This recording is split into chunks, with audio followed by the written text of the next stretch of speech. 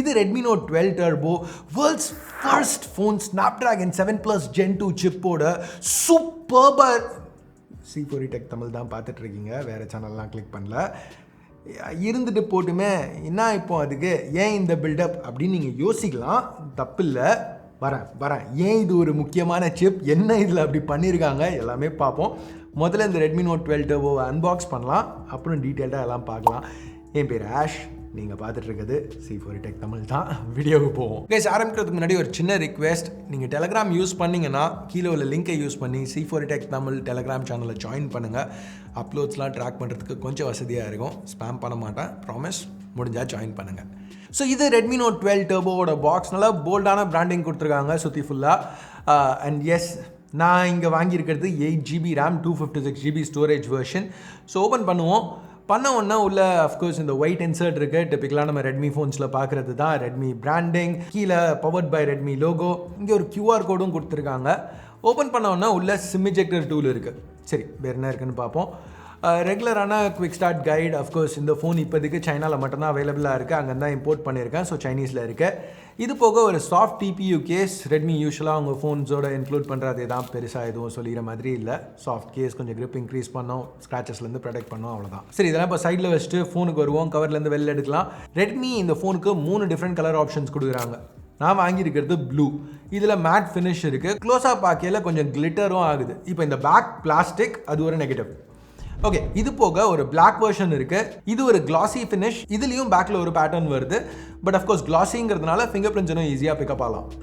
அதுக்கடுத்து ஒயிட். என்ன கேட்டிங்கன்னா இந்த 3ல் இதுதான் பெஸ்ட் லுக்கிங் கலர். ஒயிட்னு சொன்னாலும் ஒரு white to light green gradient இருக்குது. ஸோ இதில் வந்து அந்த ஒரு ஃப்ராஸ்டி பேட்டர்ன் கொடுத்துருக்காங்க. ஸோ பார்க்க சூப்பராக இருக்குது. யூஸ்வலாக எனக்கு ஒயிட் ஸ்கியூஸ் பிடிக்காது, பட் இங்கே நல்லாவே பண்ணியிருக்காங்க. நான் டெக்னிக்கலாக இதுதான் பெஸ்ட் லுக்கிங் Redmi Note 12 Turboன்னு சொல்ல முடியாது. ஏன்னா ரெட்மி ஒரு ஸ்பெஷல் ஹாரி பாட்டர் எடிஷனும் லான்ச் பண்ணியிருக்காங்க. இதில் நிறைய சின்ன சின்ன விஷயங்கள் மாற்றவும் செஞ்சுருக்காங்க. எக்கச்சக்கமான அட்டென்ஷன் டு டீட்டெயில்.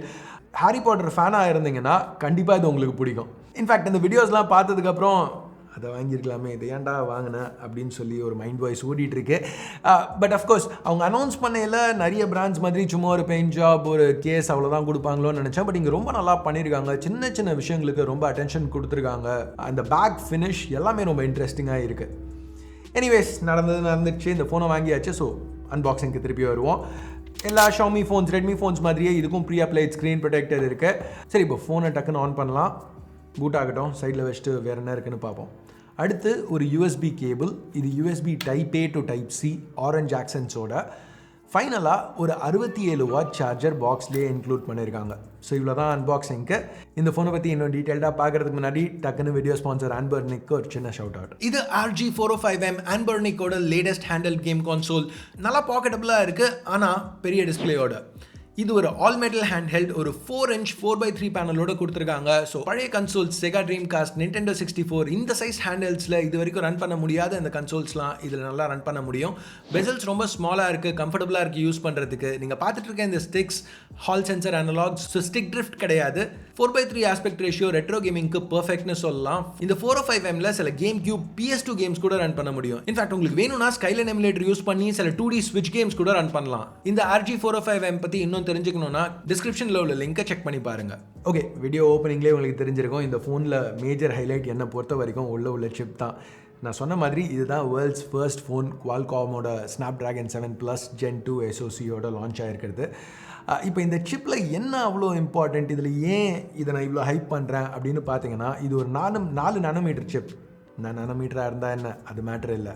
இந்த சிப்போட நிறைய விஷயங்கள் Snapdragon 8 Gen 1க்கு சிமிலராக இருக்குது. இந்த லெவல் பவர் நம்ம 7 சீரீஸில் இது வரைக்கும் பார்த்ததில்லை. இன்ஃபேக்ட் இதான் முதல் தடவை கோர் ஸ்பிளிட் அப் ஃப்ளாக்ஷிப் சிப்ஸ்க்கு சிமிலராக 7 சீரீஸில் எடுத்துகிட்டு வந்திருக்காங்க. ஸோ குவால்காம் இங்கே ஒரு ப்ரைம் கோர் முதல் தடவையாக 7 சீரீஸில் ஆட் பண்ணியிருக்காங்க. இதை அவங்க அனௌன்ஸ் பண்ணல எனக்கு ஒரு விஷயம் கேள்விக்குறியாக இருந்துச்சு. என்னென்னு பார்த்தீங்கன்னா GPU. ஏன்னா அதை பற்றி பெருசாக இன்ஃபர்மேஷன் இல்லை. வெப்சைட்டில் கூட வெறும் குவால்காம் அட்ரீனோ அவ்வளோதான் மென்ஷன் பண்ணியிருக்காங்க. ஸோ இங்கே ஆக்சுவலாக அவங்க யூஸ் பண்ணியிருக்கிறது அட்ரீனோ 725. இது Snapdragon 8 Gen 1ல் உள்ள 730யோட லைட்டாக வீக் தான். பட் போன ஜென்ரேஷன் Snapdragon 7 Gen 1ல் வர அட்ரீனோ 644ஓட கிட்டத்தட்ட 2 மடங்கு பவர்ஃபுல். ஸோ கேமிங்க்கு இந்த சிப் ரொம்பவே நல்லா இருக்கும்னு எதிர்பார்க்கலாம். இன்ஃபேக்ட் தியரட்டிக்கலாக பார்க்கையில் பட்ஜெட் கேமிங்க்கு 7+ Gen 2 தான் பெஸ்ட் சிப்பாக இருக்குங்கிற மாதிரி தான் தெரியுது. இன்னும் நான் டீட்டெயில்டாக டெஸ்ட் பண்ணல. நான் ரன் பண்ணி பார்த்த வரைக்கும் கேம்ஸ் எல்லாமே ஸ்மூத்தாக ரன் ஆச்சு. ரெகுலர் யூசேஜ்க்கு 7+ Gen 2 ரொம்ப கேப்பபிளாக இருக்குது. எந்த பிரச்சனையும் இல்லை. 120 Hz கன்சிஸ்டண்ட்டாக புஷ் பண்ணுற மாதிரி தான் தெரியுது. இந்த ஃபோனில் MIUI 14 ரொம்பவே ஸ்மூத்தாக ஃப்ளூயிடாக இருந்துச்சு யூஸ் பண்ணுறதுக்கு.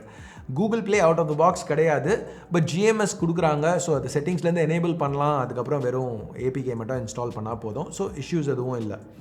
இந்த லெவல் பெர்ஃபார்மன்ஸ் கிட்டத்தட்ட 24-25,000 ரூபாய்க்கு கிடைக்குதுங்கிறது ஒரு மேஜர் பாசிட்டிவ்மாக எனக்கு தெரியுது. ஏன்னா இப்போ போன வருஷம் Snapdragon 8 Gen 1 வந்த ஃபோன்ஸ் பார்த்தீங்கன்னா இதோட 3 மடங்கு 4 மடங்கு விலை அதிகமாக இருந்துச்சு.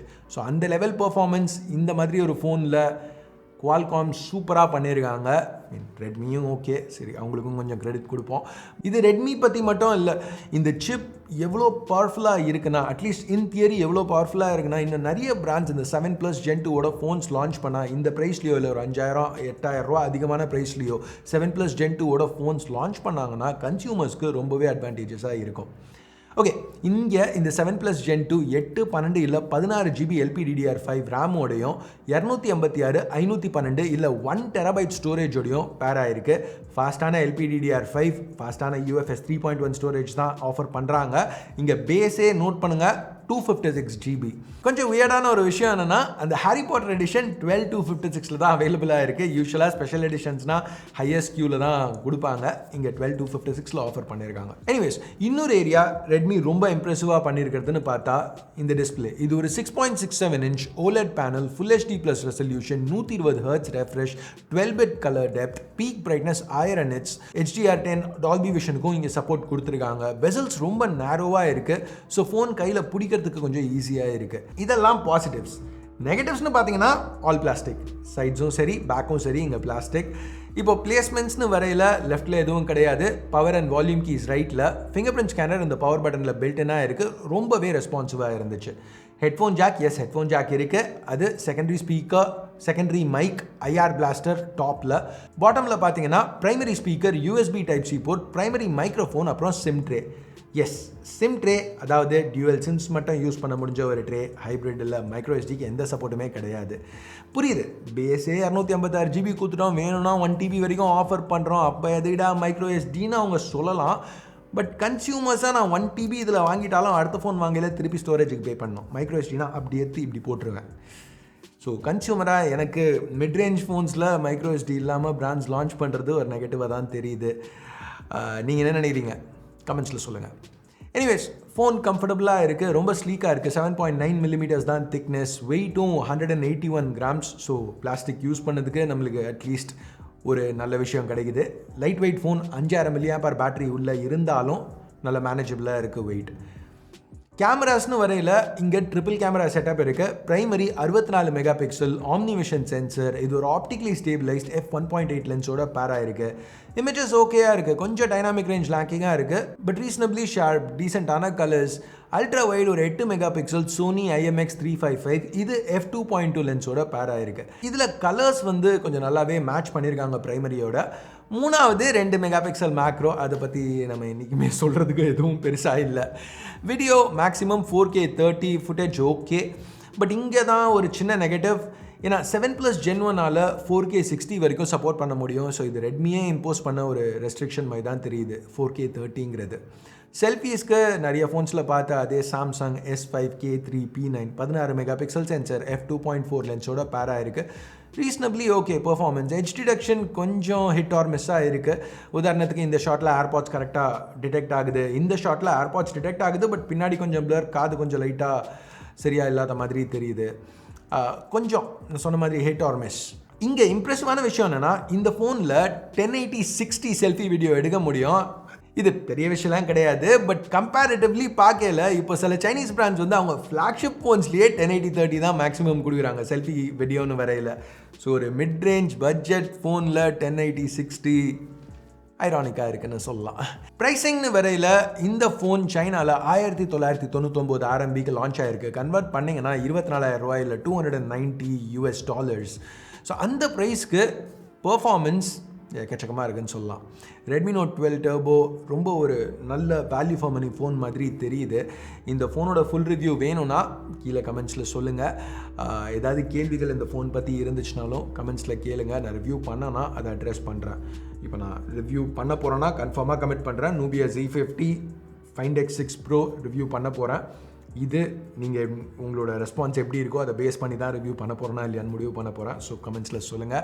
ஸோ அவ்வளோதான் இந்த சின்ன அன்பாக்சிங் வீடியோவுக்கு. பிடிச்சிருக்கு பிடிக்கல என்ன நினைக்கிறீங்களோ அதை பேஸ் பண்ணி தம்ஸ் அப் இல்லை தம்ஸ் டவுன் ப்ரெஸ் பண்ணுங்கள். சப்ஸ்கிரைப் பண்ணலன்னா சப்ஸ்கிரைப் பட்டன், ஏற்கனவே சப்ஸ்கிரைப் பண்ணியிருந்தீங்கன்னா பக்கத்தில் உள்ள பெல் ஐக்கான் அதையும் ப்ரெஸ் பண்ணுங்கள். அப்போ தான் நான் போடுற வீடியோஸை நீங்கள் மிஸ் பண்ணாமல் பார்க்க முடியும். அடுத்த வீடியோவில் உங்களை திருப்பி சந்திக்கிற வரைக்கும் என் பேர் ஆஷ். நீங்கள் பார்த்துட்டு இருக்கிறது C4E Tech Tamil. Have a nice day. Bye.